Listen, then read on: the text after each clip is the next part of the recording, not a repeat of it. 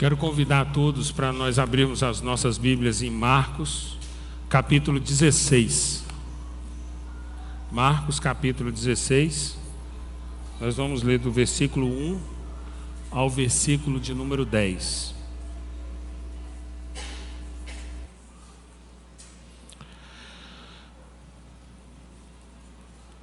Quando terminou o sábado, Maria Madalena, Salomé e Maria, mãe de Tiago, compraram especiarias aromáticas para ungir o corpo de Jesus. No primeiro dia da semana, bem cedo, ao nascer do sol, elas se dirigiram ao sepulcro, perguntando umas às outras: quem removerá para nós a pedra da entrada do sepulcro? Mas quando foram verificar, viram que a pedra, que era muito grande, havia sido removida. Entrando no sepulcro, viram um jovem vestido de roupas brancas assentado à direita e ficaram amedrontadas. Não tenham medo, disse ele. Vocês estão procurando Jesus, o Nazareno, que foi crucificado. Ele ressuscitou, não está aqui.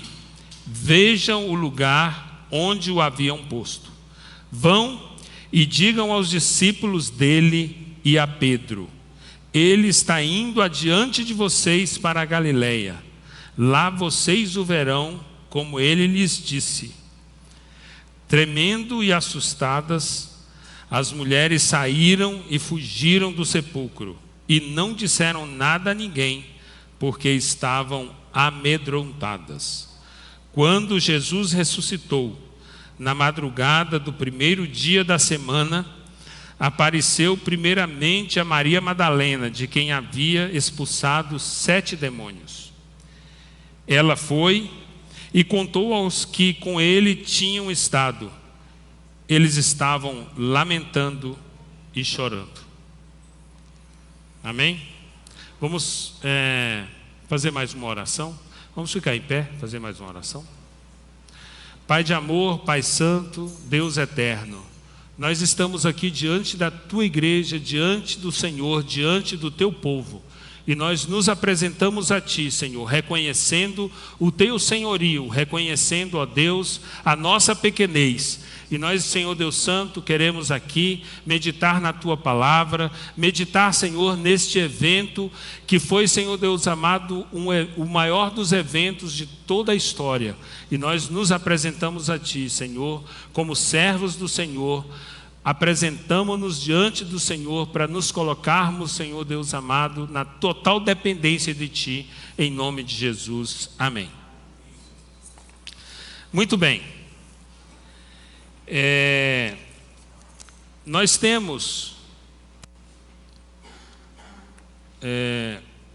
uma crise, né?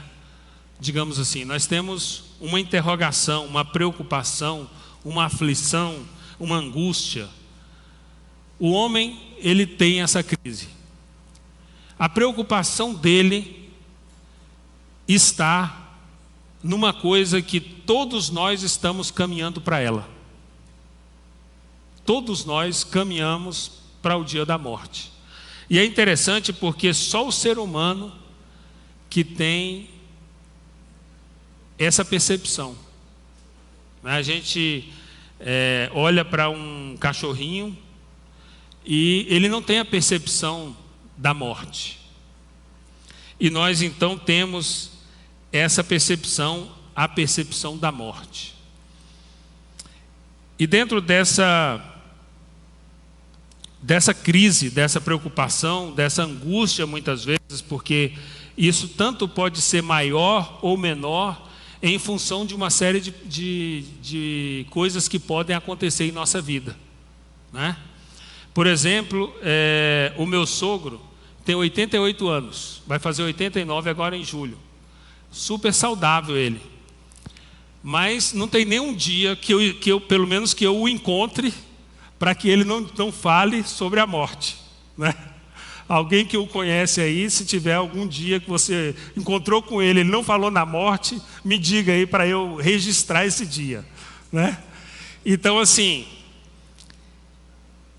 porque dependendo da idade que você está, e ele me diz assim, Ismael, é porque é o seguinte, quem de novo não morre, de velho não escapa, né? Isso é a teoria dele. E a verdade é que todos nós estamos caminhando para esse dia. E a morte, ela é uma realidade realmente nas nossas vidas. Ela realmente é uma realidade. Uma pessoa que esteja com uma doença incurável, uma doença grave, a percepção de morte dela também será uma percepção diferente daquela de um jovem que está com todo vigor e que não está nem pensando nisso. Tanto um quanto o outro estão caminhando para a morte, né? Pode ser que o tempo aí seja diferente e pode ser que não, né? Mas a verdade é que a morte é uma realidade. E a morte, ela acontece por quê? Por que que nós estamos aqui e que nós morremos? A morte acontece por causa do pecado. Romanos capítulo 6, versículo 23 diz: pois o salário do pecado é a morte, mas o dom gratuito de Deus é a vida eterna em Cristo Jesus, nosso Senhor. Então, nós estamos aqui, né, nós estamos com os núcleos de convivência, estudando esse livrinho aqui, que todos os alunos, todas as pessoas do núcleo de convivência, todos os membros do núcleo de convivência têm lá o seu livrinho que foi comprado para todos. E a gente tem estudado muito e todos esses temas que são importantes para que nós possamos entender bem o que vim fazer aqui, né? Como diz o hino, o que vim fazer aqui, né? Só que o hino diz o que vim fazer aqui na igreja. E o que nós viemos fazer aqui nesse mundo, né? Nós viemos aqui, nós que temos essa consciência de que nós estamos aqui para ser templo do Espírito Santo, para adorar a Deus. Mas nós sabemos que que todos os dias nós pecamos e que esses pecados são foco da nossa preocupação. Nós nos preocupamos com o pecado. Nós nos preocupamos que todos os dias nós pecamos, e aí nós chegamos em casa e nós nos colocamos diante de Deus, pedimos perdão pelos nossos pecados, e no outro dia a coisa meio que se repete, nós pecamos e no outro dia a gente pede perdão, e no outro dia a gente peca. Mas tudo isso a gente precisa entender que o pecado, ele tem uma razão, ele tem uma raiz, né? A gente vê que em Gênesis, no capítulo 2, versículos 16 e 17, o Senhor Deus ordenou ao homem: coma livremente de qualquer árvore do jardim, mas não coma da árvore do conhecimento do bem e do mal, porque no dia em que dela comer, certamente você morrerá. E é interessante porque nós, às vezes, na leitura precipitada desse versículo, nós às vezes pensamos que o problema estava exatamente, né? O problema é porque o Adão foi lá e comeu o fruto que não era para comer. E realmente, ele desobedeceu. Mas tem todo um pecado original aí por trás de tudo isso, né? Porque no momento em que Adão é confrontado, Eva é confrontada pela serpente, a serpente diz para ela: olha, você pode ser igual a Deus. Você não vai precisar depender de Deus. E dentro dessa perspectiva, Eva então resolve que quer ser igual a Deus, que quer fazer parte desse seleto grupo de ser igual a Deus. E nessa questão, né, nesse momento em que ela se coloca nessa posição soberba, de igualdade de Deus, numa posição de um coração soberbo, de não mais depender de Deus, mas ser igual a Ele, ela então come do fruto. né? E a gente vê que o grande problema do pecado é essa nossa arrogância de entender que nós bastamos em nós mesmos. Porque todos nós temos um trono no nosso coração. E esse trono é para ele ser habitado por Deus. Alguém foi perguntar para Jesus qual era o maior mandamento. E Jesus então respondeu para ele em Mateus 22, 36 a 38. Mestre, qual é o maior mandamento da lei? Respondeu Jesus: ame o Senhor, o seu Deus, de todo o seu coração, de toda a sua alma e de todo o seu entendimento. E o que a gente vê é que dentro dessa perspectiva, desse amor ao Senhor que nós precisamos ter, né, se nós conseguirmos passar a entender e a viver esse amor, nessa amplitude que é colocada nesse versículo, então nós vamos saber que nós somos totalmente dependentes dele e que a coisa melhor que vai acontecer para a nossa vida vai ser nós sermos dependentes de Deus. Então não existe nada melhor para nós, não existe posição melhor do que a posição de nós estarmos totalmente dependentes de Deus, a ponto de nós o amarmos de todo o nosso coração, de toda a nossa alma, de todo o nosso entendimento. E a gente sabe que, se nós formos bem sinceros conosco mesmo, todos os dias nós estaremos mostrando para nós mesmos que nós não temos esse amor. Nós estaremos mostrando para nós mesmos que nós não amamos a Deus de todo o nosso coração, de toda a nossa alma, de todo o nosso entendimento. Mas Deus é tão misericordioso que Ele nos entende nessa nossa dificuldade, né? Chama muito a minha atenção quando Jesus tinha um pai que o filho dele era um endemoniado. E o demônio jogava o filho dele no fogo, jogava o filho dele na água, e os discípulos não conseguiram expulsar o demônio do filho dele. E quando Jesus chega para esse pai e fala assim: o que é que está acontecendo aí? Aí Jesus fica sabendo que os discípulos não conseguiram expulsar o demônio daquele menino, e Jesus pergunta para o pai: você crê que eu posso expulsar o demônio? O pai fala assim: Senhor, ajuda a minha incredulidade. Nós precisamos até nisso, nós sermos sinceros diante de Deus, porque Deus conhece o nosso coração. Nenhum de nós aqui engana a Deus. A gente pode enganar qualquer pessoa, mas a gente não engana a Deus. Porque Deus nos conhece, a Bíblia diz que Deus nos conhece quando nós ainda éramos substância informe. Quando nós estávamos no ventre de nossa mãe, Deus já nos conhecia. Então Deus nos conhece intensamente, muito mais do que nós próprios nos conhecemos. A palavra de Deus diz que antes da palavra chegar a nós, Deus já conhece a palavra, Deus já sabe. E Deus nos conhece nessa perspectiva, e nessa perspectiva nós precisamos saber que existe um pecado, e que esse pecado é coisa séria, e que esse pecado ele precisa ser visto da forma séria como ele é. Dentro desses estudos que nós estamos fazendo, nós temos visto que o caráter de Deus, Deus é amor, Deus é santo, Deus é justo. Veja só, no caráter de Deus, Deus é completo.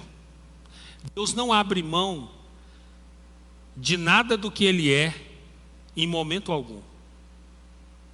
Significa dizer que no momento que Deus é amor, Deus não deixa de ser justiça. No momento que Deus é santo, Ele não deixa de ser amoroso. E a perfeição de Deus está exatamente de não abrir mão de nenhum dos atributos dEle em nenhum momento, e em todos eles, Ele é plenamente Deus. e Ele é plenamente tudo. Todos os atributos dele estão presentes em todos os atos, em todos os momentos de Deus. E dentro dessa característica, nós temos um Deus que é um Deus totalmente amoroso, mas é um Deus totalmente justo.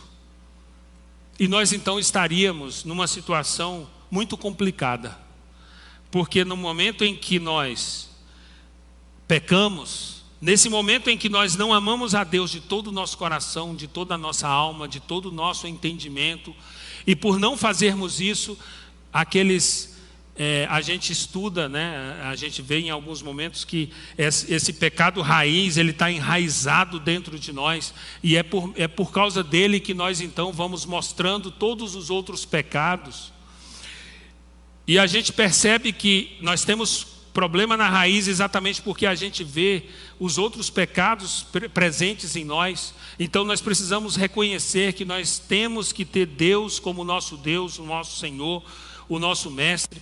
E nós temos um Deus que é um justo juiz. E que dentro dessa justiça maravilhosa dele, nós merecíamos a morte. E de fato, a Bíblia diz, o salário do pecado é a morte. E dentro desse nosso merecimento, nós não merecíamos absolutamente nada. E como é que Deus poderia... E aí então, no estudo que nós fizemos aqui, a gente estudou que era o grande dilema. O grande dilema era um Deus totalmente justo, um Deus totalmente amoroso. Nesse Deus totalmente justo, nós merecíamos a morte. Nós merecíamos a morte eterna, nós merecíamos estar separados de Deus por toda a eternidade. Mas esse Deus que é 100% justo, ele é 100% amoroso. É 100% amoroso. E aí então, para resolver esse problema, ele próprio paga o preço pelos nossos pecados. Ele próprio morre a nossa morte. Ele próprio paga o preço para que nós possamos ter acesso a Ele. Então o preço naquele momento em que tem vários hinos muito bonitos, em que alguém diz assim, é o momento em que a cruz é o momento em que a justiça e o amor se encontram. Porque é o momento em que Deus, totalmente justo, não deixa o pecado sem um pagamento. O pecado tem um preço. E naquele momento em que Jesus está ali na cruz do Calvário, Jesus Cristo então paga o preço pelos nossos pecados. Nós temos muitas poesias e muitos hinos maravilhosos que nos falam a respeito do sofrimento de Jesus na cruz do Calvário. E eu fico pensando, porque eu sempre penso assim, que o sofrimento de Jesus na cruz do Calvário, é claro que teve um sofrimento físico e existia uma dor física ali. Mas o maior sofrimento de Jesus na cruz do Calvário, e talvez até uma das coisas mais difíceis de se explicar, filosófica e teologicamente falando, é o Deus Todo-Poderoso, ele abandonar Jesus Cristo. A ponto de Jesus, e aquele abandono é exatamente porque Jesus Cristo sofreu a ira de Deus, não uma ira revoltada, não uma ira de alguém que está com raiva e quer matar alguém, mas uma ira de um Deus santo, que não consegue olhar para o pecado, porque o pecado tem um preço, e o pecado custou o sacrifício do próprio Filho dele. E aí Jesus Cristo então vem e nos mostra que o dilema está resolvido, E nesse momento em que o dilema está resolvido, é que a gente então começa a pensar nesse tema que a gente se propõe a falar hoje, que é o tema mais importante do universo. É claro que ele é o coroar de todo um plano que se resolve, que é a ressurreição de Jesus, né? E dentro desse plano, nós gostaríamos de pensar um pouco a respeito daquela palavra de Jesus que a gente tem na língua portuguesa, que diz: está consumado. Ô palavra maravilhosa.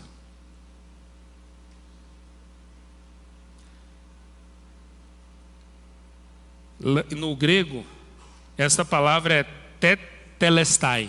É uma palavra só, tetelestai. Está consumado, está pago, está resolvido. É uma palavra que mostra a grandeza daquele momento, né?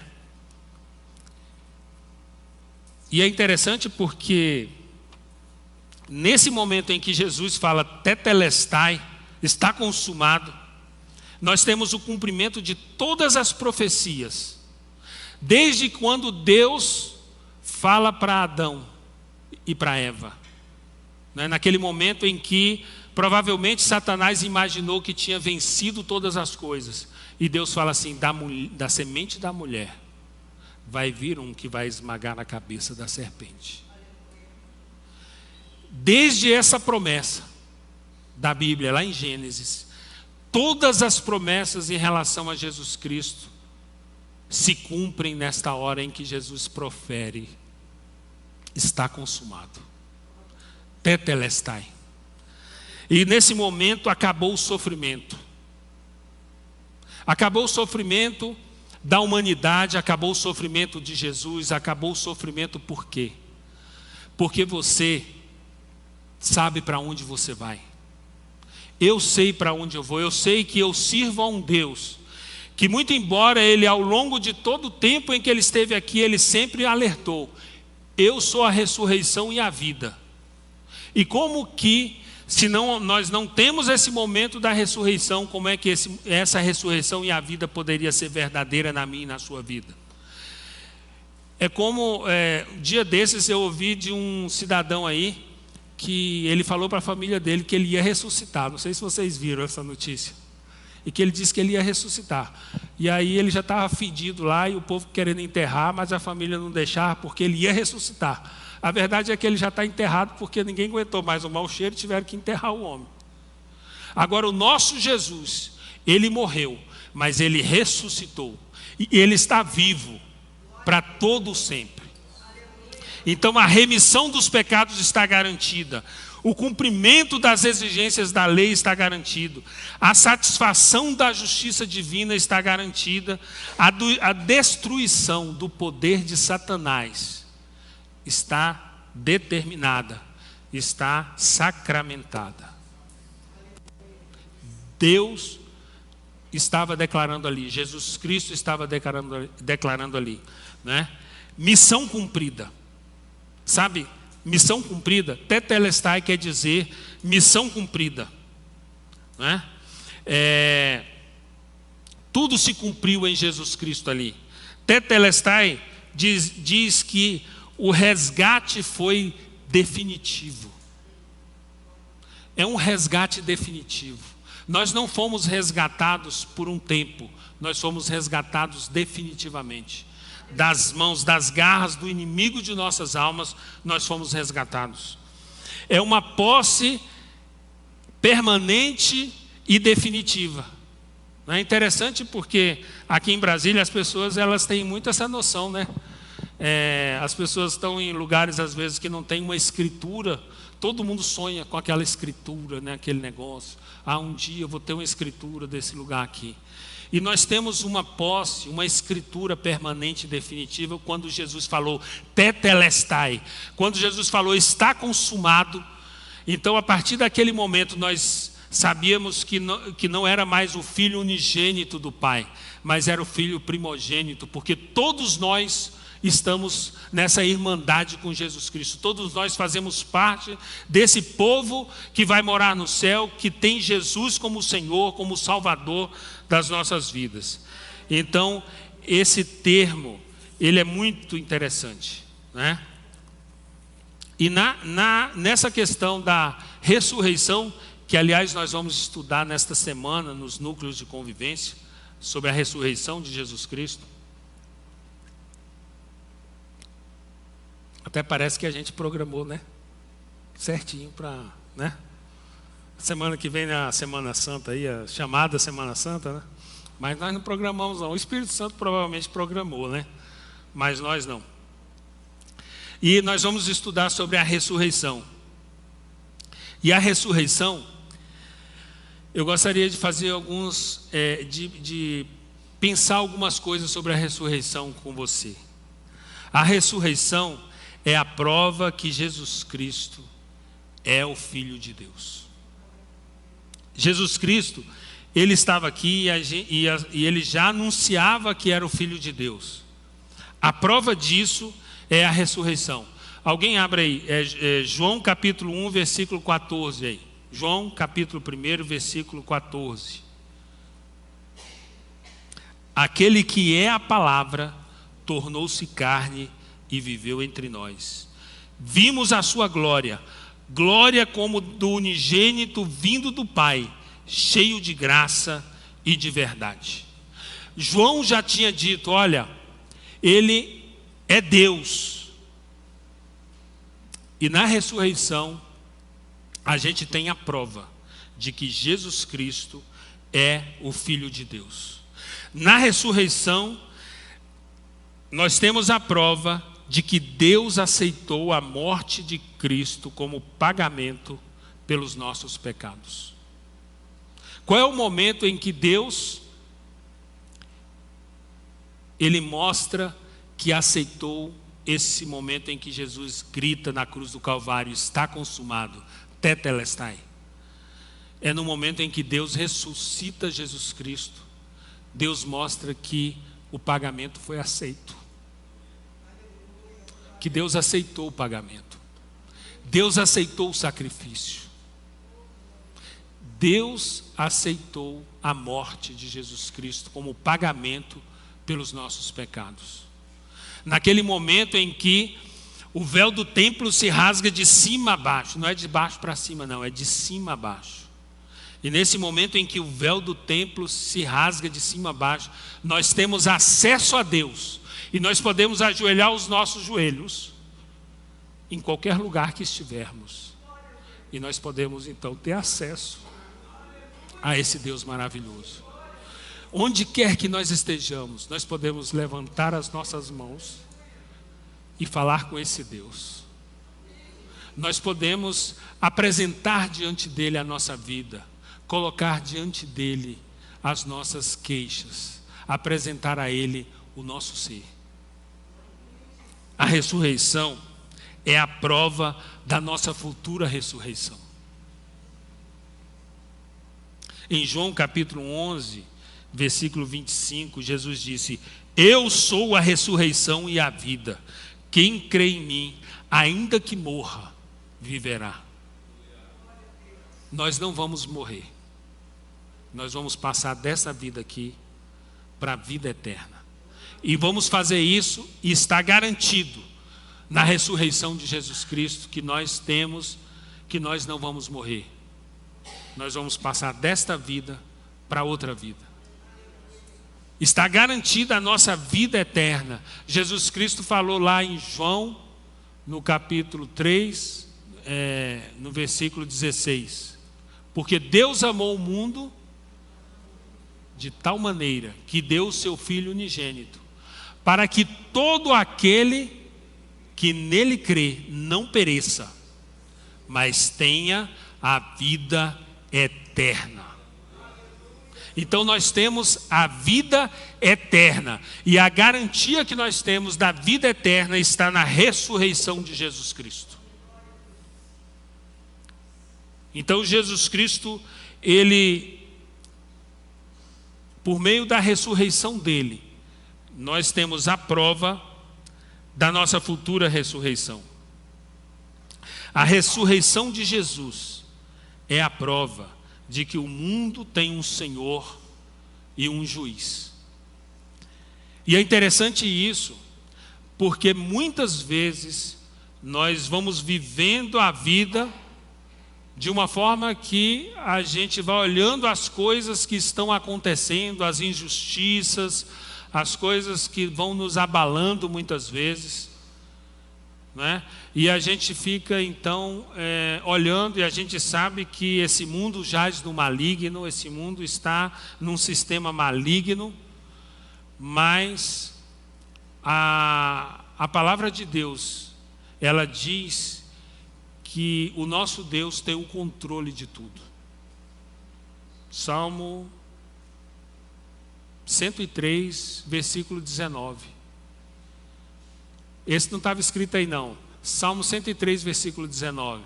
O Senhor estabeleceu o seu trono nos céus, e o seu reino domina sobre tudo. Então, quem domina sobre as nossas vidas não são os governantes que estão nos governando, não são os chefes, não são... Quem domina sobre tudo é o nosso Deus. E a ressurreição de Jesus é a prova de que o mundo tem um Senhor e juiz.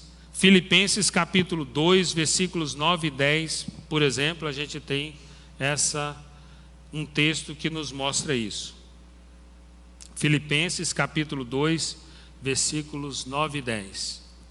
Por isso Deus o exaltou à mais alta posição e lhe deu o nome que está acima de todo nome, para que ao nome de Jesus se dobre todo joelho no céu, na terra e debaixo da terra.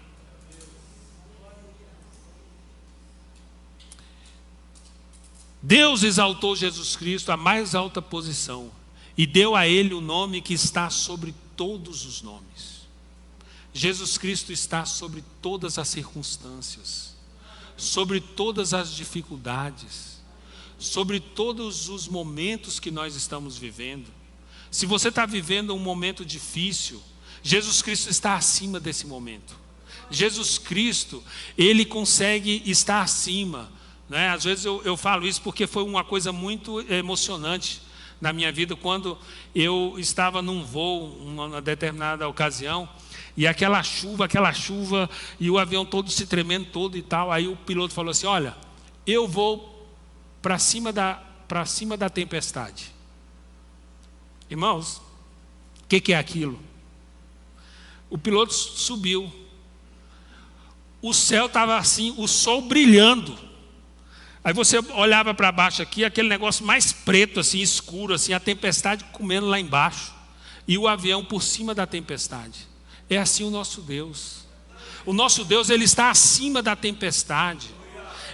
A tempestade não afeta o nosso Deus. O nosso Deus não é afetado pelas circunstâncias difíceis que nós estamos vivendo. Aliás, pelo contrário, a situação difícil é porque Ele quer que nós aprendamos. Ele quer que nós confiemos nele. Ele quer que nós entendamos que Ele tem o domínio da situação, que Ele é Senhor da situação, que Ele é Senhor de todas as coisas. Ele é o nosso Senhor. E quando nós pecamos, seja qual for o pecado, é porque tem a raiz do pecado lá na nossa raiz. É porque nós não amamos a Deus como nós deveríamos amar. Porque se nós amássemos a Deus, e é interessante isso, porque Jesus Cristo morreu a nossa morte, e Jesus Cristo era aquele que amava a Deus de todo o coração, de toda a alma, de todo o entendimento. Mas Jesus Cristo então tem que morrer a nossa morte, para que nós pudéssemos ter acesso a esse Deus maravilhoso.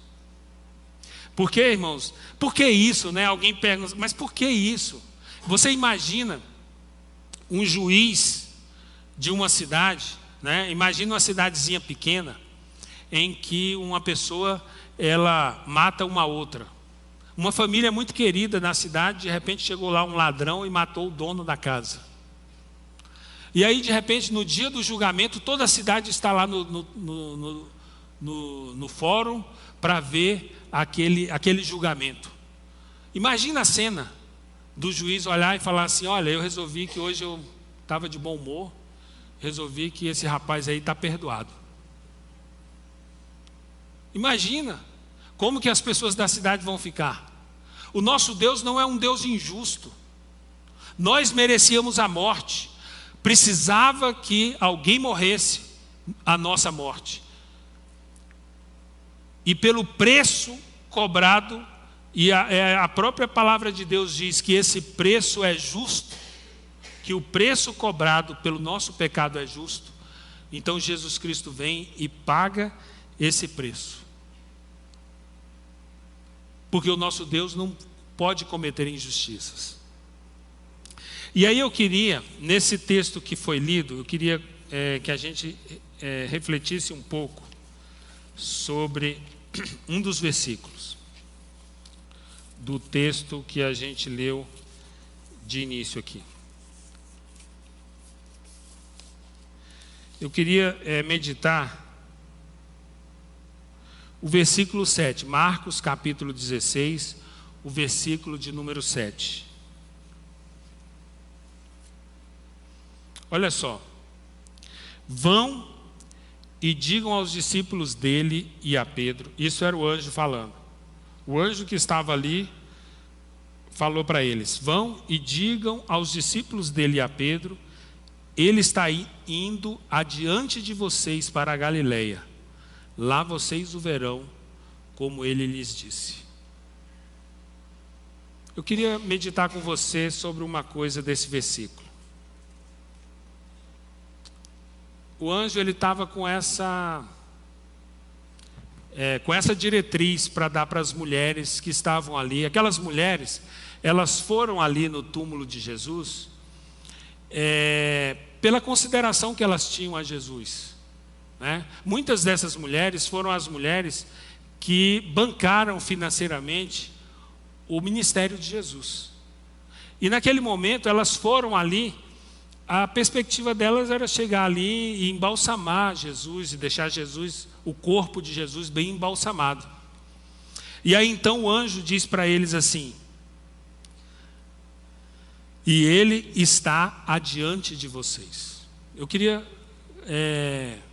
chamar sua atenção para esse texto. Ele está indo adiante de vocês. Irmãos, nós às vezes temos a falsa impressão de que Jesus chegou depois. Jesus, ele vai adiante de nós. Ele vai adiante da igreja. Olha, Jesus ali naquele momento, ele já tinha todo o poder. Ele já estava ressuscitado. As mulheres não viram Jesus, mas Jesus já estava ressuscitado. O anjo falou para elas: olha, Jesus está indo adiante de vocês. Irmãos, Jesus vai adiante da igreja dele. Jesus vai adiante de você. Jesus vai adiante de mim. Jesus vai na frente. Jesus não chegou depois não, irmão. Às vezes a gente, diante das dificuldades da vida, a impressão que a gente tem é que a gente está sozinho e que Jesus não chegou ainda. Mas é interessante porque desde ali, naquele momento em que Jesus sabe que ele tem todo o poder no céu e na terra, e ele vai falar isso, ele vai dizer depois: e me foi dado todo o poder no céu e na terra, quando ele manda que nós saiamos, que nós anunciemos o evangelho dele. E nesse momento o anjo vai dizendo assim: ele está indo adiante de vocês. Para onde? Para a Galileia, irmãos. Ele vai aonde os discípulos estão, na realidade que eles estão vivendo, na Galileia. Na Galileia. Os discípulos de Jesus eram da Galileia. Me parece que o único que não era da Galileia era Judas Iscariotes, que não estava ali, que já tinha se suicidado naquele momento. Os outros todos eram da Galileia. E Jesus então, o anjo fala: olha, ele vai adiante de vocês e ele vai para a Galileia. Ele vai adiante de nós e ele vai para onde nós estamos indo. Ele conhece cada um de nós e ele sabe daquele momento em que nós estamos vivendo. Jesus é aquele que vai adiante e as obras os seguem. As obras o seguem, porque depois ele vai dizer aqui nesse texto, mais lá na frente, ele vai dizer: e as obras vão seguir a todos. Então a gente tem que ter essa consciência de que nós, Igreja de Jesus Cristo, nós somos esse povo que temos um Jesus que vai adiante de nós, né? E que nós precisamos saber que esse Jesus que vai adiante de nós, que chega primeiro, esse Jesus, ele quer se relacionar conosco, ele quer estar perto de nós, ele quer que nós o amemos de todo o nosso coração, de toda a nossa alma, de todo o nosso entendimento. E nós então temos nós temos uma atitude. Nós precisamos ter atitude para com esse Deus, para com essa realidade. Porque nós não estamos falando aqui de uma brincadeira. E isso foi muito forte para mim.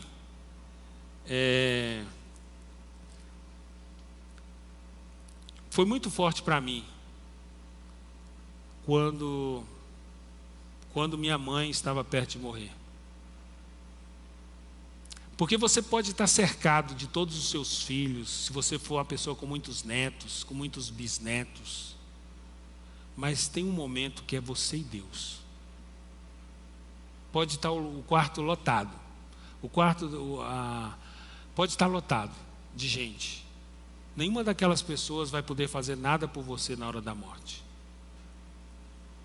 Mas nós temos uma certeza de que nós temos um Jesus que vai estar do outro lado para nos receber.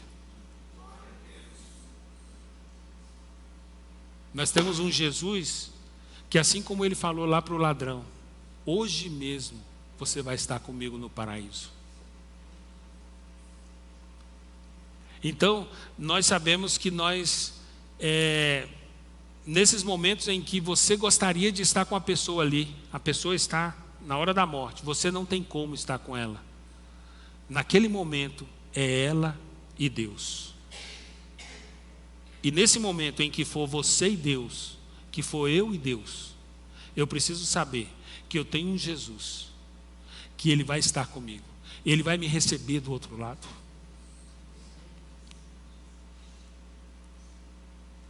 E não existe nada mais importante do que isso. Não existe nada mais importante. A pessoa pode ser a mais importante do mundo. A vida dela não terá importância nenhuma se na hora da morte ela não tiver Jesus na vida dela. A pessoa pode ser a pessoa mais rica do mundo. O dinheiro dela não vai ter importância nenhuma no momento em que for ela e Deus, se ela não tiver Jesus Cristo. Porque se ela não tiver Jesus Cristo, ela não tem nada.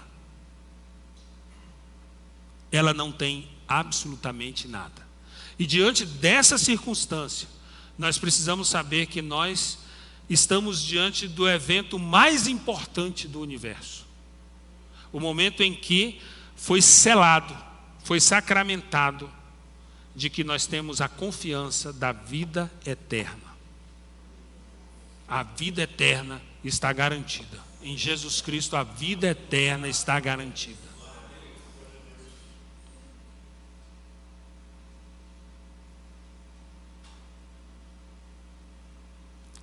Então, nós precisamos ter essa certeza, essa convicção, né? É muito importante que nós tenhamos essa convicção, porque ela é garantida na palavra de Deus, ela é garantida por Jesus Cristo. Nós temos essa garantia, essa certeza. Eu queria que a igreja ficasse em pé. E eu queria saber se tem alguém aqui que quer aceitar esse Jesus como Senhor, como Salvador da sua vida. Quer reconhecer o senhorio dele na sua vida. Quer ter a certeza da vida eterna. Né? Se alguém que porventura não tem essa certeza, quiser que a gente ore, venha até a frente, a gente vai orar. Né?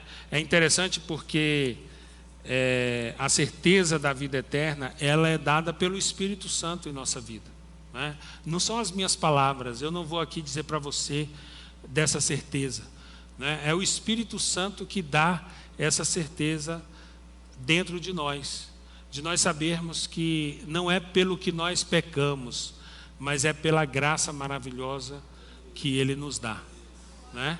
É pelo amor dEle para conosco. Então, nós todos aqui somos pecadores e Deus conhece o nosso coração, mas nós sabemos que nós estamos firmados, é nesse Jesus, é nessa certeza de salvação, né? Então, nós vamos orar. Pai Santo, Pai amoroso, nós estamos aqui, Senhor, diante da Tua presença, apresentando, Senhor, a cada um de nós. Nós nos apresentamos a Ti.